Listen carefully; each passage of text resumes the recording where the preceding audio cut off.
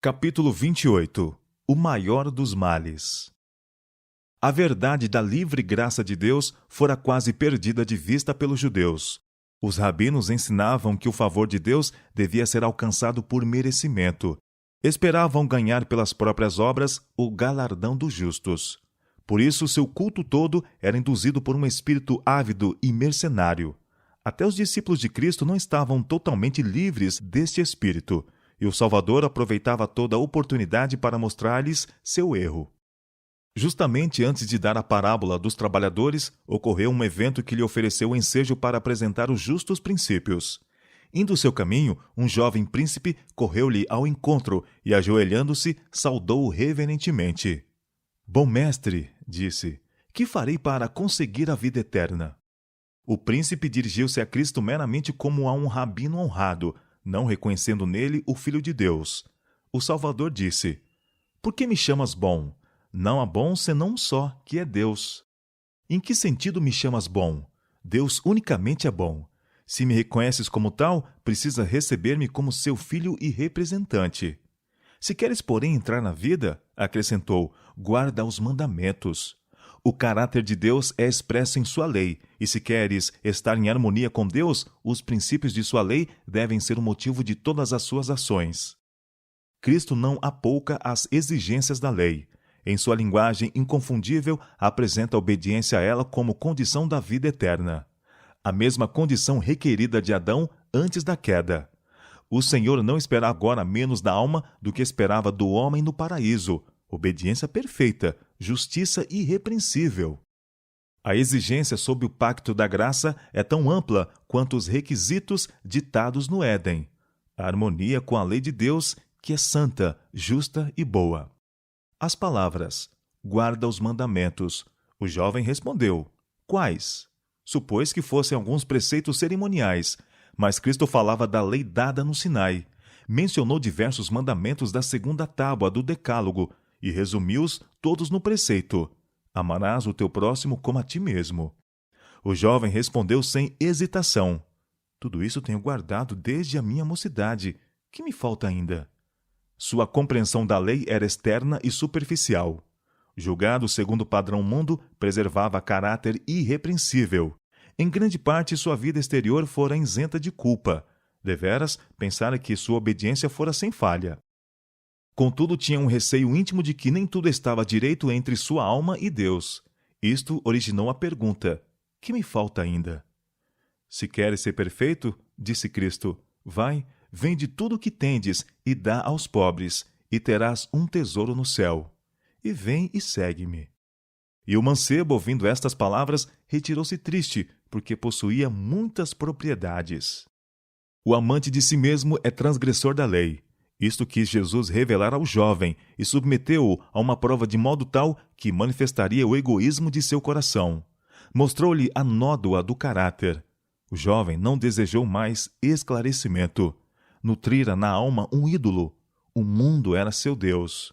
Professava ter guardado os mandamentos, porém estava destituído do princípio, que é o próprio espírito e vida de todos eles.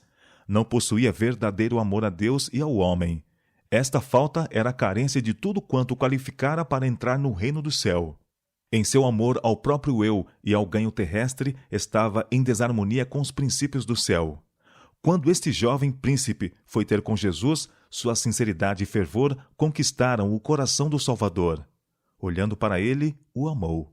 Nele viu alguém que poderia trabalhar como pregador da justiça.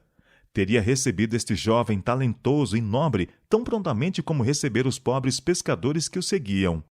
Se devotasse sua aptidão à obra de salvar almas, poderia tornar-se obreiro diligente e bem-sucedido para Cristo.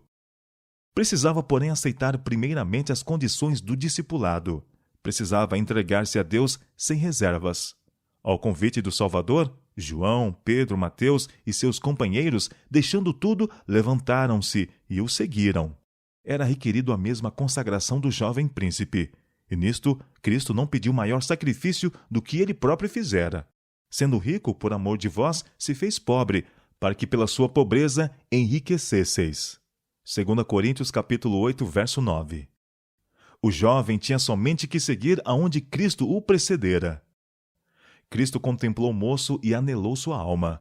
Desejava enviá-lo como mensageiro de bênçãos aos homens. Em vez daquilo que fora convidado a renunciar, Cristo lhe ofereceu o privilégio de sua companhia. Segue-me, disse. Este privilégio foi considerado uma alegria por Pedro, Tiago e João. O próprio jovem olhava a Cristo com admiração. Seu coração foi atraído ao Salvador. Não estava, porém, pronto para aceitar seu princípio de abnegação. Preferiu suas riquezas a Cristo. Desejava a vida eterna, mas não queria receber na alma aquele amor desinteressado que somente é vida, e com um coração triste saiu da presença de Cristo. Quando o jovem se retirou, Jesus disse aos discípulos: quão dificilmente entrarão no reino de Deus os que têm riquezas. Estas palavras surpreenderam os discípulos. Haviam sido ensinados a considerar os ricos favorecidos do céu. Poder e riquezas mundanas eles mesmos esperavam receber no reino do Messias. Se os ricos não entrassem no reino, que esperança poderia haver para os demais homens? Cristo, tornando a falar, disse-lhes: Filhos, como é difícil para os que confiam nas riquezas entrar no reino de Deus. É mais fácil passar um camelo pelo fundo de uma agulha do que entrar um rico no reino de Deus. E eles admiravam-se ainda mais.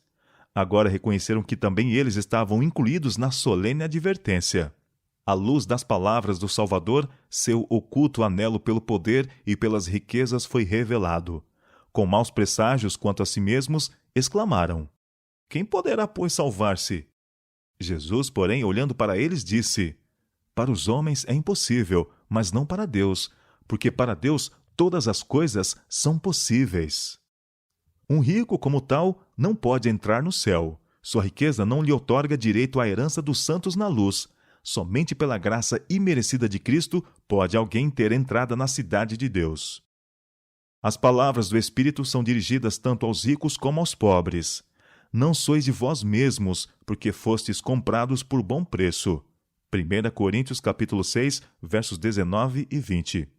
Quando os homens crerem isto, considerarão suas posses um legado para ser usado como Deus dirigir, para a salvação dos perdidos e conforto dos sofredores e pobres.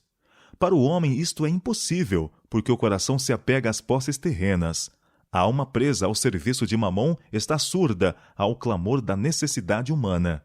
Para Deus, todas as coisas são possíveis, porém. Contemplando o imaculado amor de Cristo, o coração egoísta se enternecerá e será subjugado. Como o fariseu Saulo, o rico será induzido a dizer: O que para mim era ganho, reputei-o perda por Cristo. E na verdade tenho também por perda todas as coisas, pela excelência do conhecimento de Cristo Jesus, meu Senhor. Filipenses capítulo 3, versos 7 e 8. Então nada reputarão seu. Jubilarão por considerarem-se mordomos da múltipla graça de Deus e, por sua causa, servos de todos os homens. Pedro foi o primeiro a reanimar-se da íntima convicção operada pelas palavras do Salvador. Pensou com satisfação no que ele e seus irmãos renunciaram por Cristo. Eis que, disse ele, nós deixamos tudo e te seguimos. Lembrando-se da promessa condicional ao jovem príncipe, terás um tesouro no céu, perguntou o que ele e seus companheiros receberiam como recompensa por seu sacrifício. A resposta do Salvador comoveu o coração daqueles pescadores galileus. Cristo mencionou honras que ultrapassavam seus mais altos sonhos. Em verdade vos digo que vós, que me seguistes, quando na regeneração o Filho do Homem se assentar no trono da sua glória, também vós assentareis sobre 12 tronos, para julgar as 12 tribos de Israel. E acrescentou: Ninguém há que tenha deixado casa, ou irmãos, ou irmãs, ou pai, ou mãe, ou mulher, ou filhos, ou campos, por amor de mim e do Evangelho, que não receba 100 vezes tanto, já neste tempo, em casas, irmãos e irmãs, e mães, e filhos, e campos, com perseguições, e no século futuro, a vida eterna. Mas a pergunta de Pedro, que receberemos, revelou um espírito que, não corrigido, incapacitaria os discípulos para serem mensageiros de Cristo, porque era espírito de mercenário. Embora houvessem sido atraídos pelo amor de Jesus, os discípulos não estavam completamente livres do farisaísmo. Ainda trabalhavam com o pensamento de merecer recompensa proporcional ao seu labor. nutriam um espírito de exaltação e complacência próprias e faziam distinções entre si. Se algum deles falhava em qualquer pormenor, os outros nutriam sentimentos de superioridade. Para que os discípulos não perdessem de vista os princípios do Evangelho, Cristo lhes narrou uma parábola ilustrativa da maneira como Deus procede com seus servos e o espírito com que deseja que trabalhem para ele. O reino dos céus, disse ele, é semelhante a um homem, pai de família, que saiu de madrugada a assalariar trabalhadores para sua vinha. Era costume que os homens que procuravam trabalho esperassem nas praças e lá iam os empreiteiros procurar servos. O homem da parábola é apresentado como indo a diferentes horas contratar operários. Os assalariados, nas primeiras horas, concordaram em trabalhar por uma soma combinada. Os assalariados, mais tarde, deixaram seu salário à discrição do pai de família. Aproximando-se a noite, diz o senhor da vinha ao seu mordomo: chama os trabalhadores, pagai-lhes o jornal, começando pelos derradeiros até os primeiros. E chegando os que tinham ido perto da hora 1/10, receberam 1 dinheiro cada um. Vindo, porém, os primeiros, cuidaram que haviam de receber mais, mas do mesmo modo receberam 1 dinheiro cada um. O procedimento do pai de família com os trabalhadores em sua vinha representa o de Deus com a família humana. É contrário aos costumes que prevalecem entre os homens. Nos negócios humanos, a compensação é dada de acordo com o trabalho executado. O trabalhador espera que lhe seja pago somente aquilo que ganhou, mas na parábola, Cristo estava ilustrando os princípios de seu reino, um reino não deste mundo. Ele não é regido por qualquer norma humana, diz o Senhor. Porque os meus pensamentos não são os vossos pensamentos, nem os vossos caminhos os meus caminhos. Porque assim como os céus são mais altos do que a terra, assim os meus caminhos são mais altos que os vossos caminhos, e os meus pensamentos mais altos que os vossos pensamentos. Isaías capítulo 55, versos 8 e 9. Na parábola, os primeiros obreiros concordaram em trabalhar por uma soma estipulada e receberam a quantia especificada, nada mais. Os assalariados, mais tarde, creram na promessa do mestre: dar-vos-ei o que for justo. Mostraram confiança nele, nada perguntando a respeito do salário. Confiaram em sua justiça e equidade. Foram recompensados não de acordo com o que trabalharam, mas segundo a generosidade do pai de família. Assim deseja Deus que confiemos nele, que justifica o ímpio. Seu galardão é dado não proporcionalmente ao nosso mérito, mas conforme seu propósito que fez em Cristo Jesus, nosso Senhor. Não pelas obras de justiça que houvéssemos feito, mas segundo a sua misericórdia nos salvou. Efésios capítulo 3, verso 11 e Tito capítulo 3, verso 5. E aos que nele confiam fará muito mais abundantemente, além daquilo que pedimos ou pensamos. Efésios capítulo 3, verso 20. Não a soma do trabalho que executamos, nem seus resultados visíveis, mas o espírito com que o fazemos é o que o torna valioso para Deus. Os que foram à vinha a 1/10 estavam gratos pela oportunidade de trabalhar. Seu coração estava cheio de gratidão àquele que os recebera. E quando no fim do dia o pai de família lhes pagou uma jornada completa, ficaram muito surpreendidos. Sabiam que não mereciam tal recompensa. E a bondade expressa no semblante de seu amo encheu-os de júbilo. Jamais olvidaram a benignidade do patrão, nem a generosa recompensa que receberam. Assim é com o pecador, que, conhecendo sua indignidade, entrou na vinha do mestre a 1/10. Seu tempo de serviço parece tão curto, sente que não merece recompensa. Porém, enche-se de alegria porque, sobretudo, Deus o aceitou. Labuta com espírito humilde e confiante, grato pelo privilégio de ser um cobreiro de Cristo. Deus se deleita em honrar este espírito. O Senhor deseja que descansemos nele sem pensar na medida do galardão. Quando Cristo habita na alma, o pensamento de remuneração não é supremo. Este não é o motivo impelente do nosso serviço. Verdade é que, no sentido secundário, devemos olhar a recompensa. Deus deseja que apreciemos as bênçãos prometidas, mas não que sejamos ávidos de remuneração. Nem sintamos que para cada serviço devamos receber compensação. Não devemos estar tão ansiosos de obter o galardão, como de fazer o que é justo, independentemente de todo o lucro. O amor a Deus e a nossos semelhantes deve ser o nosso motivo. Esta parábola não desculpa os que ouvem o primeiro chamado para o trabalho, mas negligenciam entrar na vinha do Senhor. Quando o pai de família foi à praça à 11ª e encontrou homens desocupados, disse: "Por que estáis ociosos todo o dia?" A resposta foi: "Porque ninguém nos assalariou."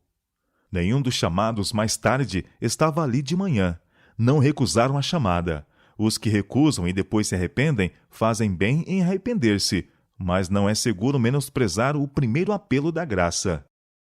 Quando os trabalhadores da vinha receberam 1 dinheiro cada um, os que haviam começado a trabalhar mais cedo ficaram ofendidos. Não haviam labutado eles 12 horas? Arrazoaram entre si, e não era justo que recebessem mais do que os que trabalharam apenas 1 hora na parte mais amena do dia? Estes derradeiros trabalharam só 1 hora, disseram, e tu os igualaste conosco, que suportamos a fadiga e a calma do dia. Amigo, retrucou o pai de família a um deles, não te faço agravo. Não ajustaste tu comigo 1 dinheiro? Toma o que é teu e retira-te. Eu quero dar a este derradeiro tanto como a ti. Ou não me é lícito fazer o que quiser do que é meu? Ou é mal ao teu olho porque eu sou bom? Assim os derradeiros serão os primeiros, e os primeiros derradeiros, porque muitos serão chamados, mas poucos escolhidos. Os primeiros trabalhadores da parábola representam os que, por causa de seus serviços, reclamam preferência sobre os demais, empreendem sua obra com espírito de engrandecimento e não empregam nela abnegação e sacrifício. Podem haver professado servir a Deus toda a sua vida. Podem destacar-se em suportar agruras, privação e provas, e por isto pensam ter direito a grande remuneração. Pensam mais na recompensa que no privilégio de serem servos de Cristo.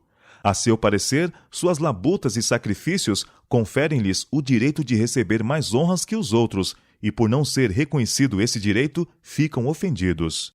Se tivessem trabalhado com espírito amável e confiante, continuariam a ser os primeiros. Mas sua disposição queixosa e lamuriante é dessemelhante da de Cristo e demonstra que são indignos de confiança. Revela seu desejo de exaltação própria, desconfiança de Deus e espírito ambicioso e de inveja para com os irmãos. A bondade e a liberalidade do Senhor lhes é motivo de murmuração. Assim demonstram não haver afinidade entre sua alma e Deus. Não conhecem a alegria da cooperação com o obreiro por excelência. Nada mais ofensivo há para Deus que este espírito acanhado e que cuida só de si. Não pode ele operar com os que manifestam tais predicados. São insensíveis à operação de seu espírito. Os judeus foram os primeiros a serem chamados para a vinha do Senhor, e por isso eram altivos e cheios de justiça própria. Cuidavam que seus longos anos de trabalho os titulavam para receber galardão maior do que os outros. Nada lhes foi mais exasperante do que uma insinuação de que os gentios deveriam ser admitidos aos mesmos privilégios que eles nas coisas de Deus. Cristo advertiu os discípulos que primeiro foram chamados a segui-lo a que não acariciassem o mesmo mal. Viu que o espírito de justiça própria seria a causa da debilidade e maldição da igreja. Os homens pensariam que poderiam fazer alguma coisa para obter lugar no reino dos céus. Imaginariam que, quando tivessem feito certos progressos, o Senhor viria para auxiliá-los. Assim, haveria abundância do próprio eu e pouco de Jesus. Muitos que houvessem progredido um pouco se jactariam e considerariam superiores a outros. Seriam ávidos de lisonjas, invejosos se não fossem tidos por mais importantes. Cristo procurou proteger seus discípulos contra este perigo. Não é cabível o vangloriar-nos de algum mérito. Não se glorie o sábio na sua sabedoria, nem se glorie o forte na sua força. Não se glorie o rico nas suas riquezas. Mas o que se gloriar, glorie-se nisto, em me conhecer e saber que eu sou o Senhor, que faço beneficência, juízo e justiça na terra, porque destas coisas me agrado, diz o Senhor. Jeremias capítulo 9, versos 23 e 24. A recompensa não é pelas obras, para que ninguém se glorie, mas pela graça. Que diremos, pois, ter alcançado Abraão, nosso pai segundo a carne? Porque se Abraão foi justificado pelas obras, tem de que se gloriar, mas não diante de Deus. Pois que diz a Escritura? Creu Abraão a Deus, e isso lhe foi imputado como justiça. Ora, aquele que faz qualquer obra não lhe é imputado galardão segundo a graça, mas segundo a dívida. Mas aquele que não pratica, mas crê naquele que justifica o ímpio, a sua fé lhe é imputada como justiça. Romanos capítulo 4, versos 1 a 5. Portanto, não há ocasião de alguém se gloriar sobre outro, ou de murmurar. Ninguém é mais privilegiado do que o outro, nem pode alguém reclamar o galardão como um direito. O primeiro e o último devem ser participantes do grande galardão eterno, e o primeiro deve dar alegremente as boas-vindas ao último. Aquele que inveja o galardão de outro, esquece que ele mesmo é salvo unicamente pela graça. A parábola dos trabalhadores reprova toda ambição e suspeita. O amor regozija-se na verdade e não estabelece comparações invejosas. Quem possui amor compara somente seu próprio caráter imperfeito com a amabilidade de Cristo. Esta parábola é uma advertência a todos os obreiros que, embora longos seus serviços, embora fartas as labutas, estão sem amor aos irmãos e sem humildade perante Deus. Não há religião na entronização do próprio eu. Aquele cujo alvo é a glorificação própria se encontrará destituído daquela graça que somente pode torná-lo eficiente no serviço de Cristo. Quando é tolerado o orgulho e a complacência própria, a obra é arruinada. Não é a duração do tempo que labutamos, mas a voluntariedade e fidelidade em nosso trabalho que o torna aceitável a Deus. É requerida uma renúncia completa do próprio eu em todo o nosso serviço. O menor dever feito com sinceridade e desinteresse é mais agradável a Deus que a maior obra quando manchada pelo egoísmo. Ele olha para ver quanto nutrimos do Espírito de Cristo e quanto nosso trabalho revela da semelhança de Cristo. Considera mais o amor e a fidelidade com que trabalhamos do que a quantidade que fazemos. Somente quando o egoísmo estiver morto, banida a contenda pela supremacia, o coração repleto de gratidão e o amor houver tornado fragrante a vida, somente então Cristo nos está habitando na alma e somos reconhecidos como coobreiros de Deus. Por mais probante que seja a labuta, os verdadeiros obreiros não a consideram fadiga. Estão prontos para gastarem-se e deixarem-se gastar. Porém, é uma obra prazenteira, feita de coração alegre. A alegria em Deus é expressa mediante Jesus Cristo. Seu gozo é o gozo proposto a Cristo. Fazer a vontade daquele que me enviou e realizar a sua obra. João capítulo 4, verso 34.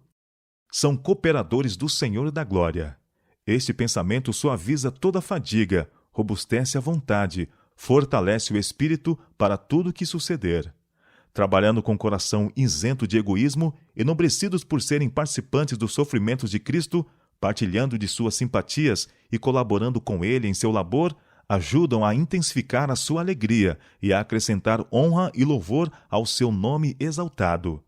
Este é o espírito de todo serviço verdadeiro para Deus.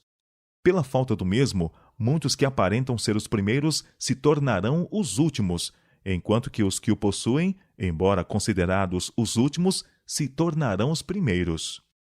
Muitos há que se entregam a Cristo, todavia não veem oportunidade de realizar grande obra ou fazer grandes sacrifícios em seu serviço. Estes podem achar conforto no pensamento de que não é necessariamente a abnegação do Marte que é mais aceitável a Deus. Pode ser que o missionário que enfrente diariamente o perigo e a morte não tome a mais elevada posição nos registros do céu. O cristão, que o é em sua vida privada, na renúncia diária do eu, na sinceridade de propósito e pureza de pensamento, em mansidão sob provocação, em fé e piedade, em fidelidade nas coisas mínimas, que na vida familiar representa o caráter de Cristo, este pode ser mais precioso aos olhos de Deus que o missionário ou Marte de fama mundial. Oh, como são diferentes os padrões pelos quais Deus e o homem medem o caráter! Deus vê muitas tentações resistidas, das quais o mundo e até os amigos íntimos nunca sabem. Tentações no lar e no coração. Vê a humildade da alma em vista de sua própria fraqueza. O arrependimento sincero até de um pensamento que é mau. Vê a inteira devoção a seu serviço. Anotou as horas de duros combates com o próprio eu, combates que trouxeram vitória. Tudo isto os anjos e Deus sabem. O memorial está escrito diante dele, para os que temem ao Senhor e para os que se lembram do seu nome. O segredo do êxito não é encontrado nem em nossa erudição, nem em nossa posição, nem em nosso número ou nos talentos a nós confiados, nem na vontade do homem. Cônscios de nossa deficiência, devemos contemplar a Cristo, e por ele, que é a força por excelência, a expressão máxima do pensamento, o voluntário e obediente obterá uma vitória após outra. E por mais breve que seja o nosso serviço, ou mais humilde nossa obra, se seguirmos a Cristo com fé singela, não seremos desapontados pelo galardão. Aquilo que o maior e mais sábio não pode alcançar, o mais débil e mais humilde receberá. Os portões áureos do céu não se abrem para os que se exaltam. Não são erguidos para os de espírito altivo. Os portais eternos abrir-se-ão ao trêmulo contato de uma criancinha. Abençoado será o galardão da graça para os que trabalham para Deus com simplicidade de fé